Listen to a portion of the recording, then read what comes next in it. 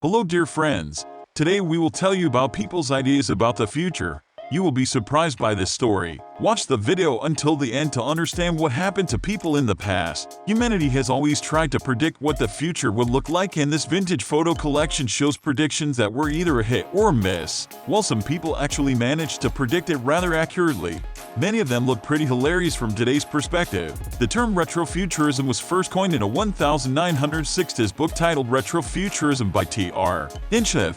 In its more popular form, futurism, sometimes referred to as futurology, is an early optimism that focused on the past and was rooted in the 19th century, an early 20th century golden age that continued long into the 1960s space age. Retrofuturism is first and foremost based on modern but changing notions of the future. As Guffey notes, retrofuturism is a recent neologism, but it builds on futurists' fevered visions of space colonies with flying cars, robotic servants, and interstellar travel on display there. Where futurists took their promise for granted, retrofuturism emerged as a more skeptical reaction to these dreams. It took its current shape in the 1970s, a time when technology was rapidly changing. From the advent of the personal computer to the birth of the first test tube baby, this period was characterized by intense and rapid technological change. But many in the general public began to question whether applied science would achieve its earlier promise that life would inevitably improve through technological progress. In the wake of the Vietnam War, environmental depredations,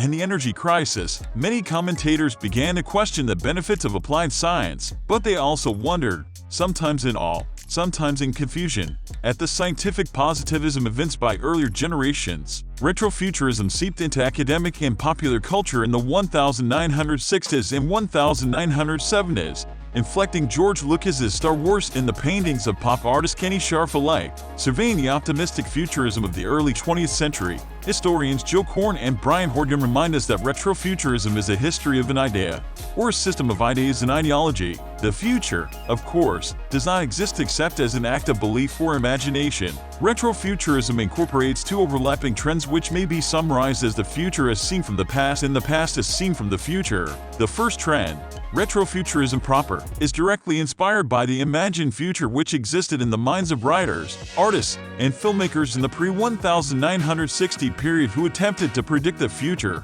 either in serious projections of existing technology, e.g., in magazines like Science and Invention, or in science fiction novels and stories. Such futuristic visions are refurbished and updated for the present, and offer a nostalgic, counterfactual image of what the future might have been, but is not. The second trend is the inverse of the first, futuristic retro. It starts with the retro appeal of old styles of art, clothing, mores, and then grafts modern or futuristic technologies onto it, creating a melange of past, present, and future elements. Steampunk, a term applying both to the retrojection of futuristic technology into an alternative Victorian age, and the application of neo-Victorian styles to modern technology, is a highly successful version of this second trend. Thanks for watching our video. You can watch other stories with historical and amazing facts in our other videos.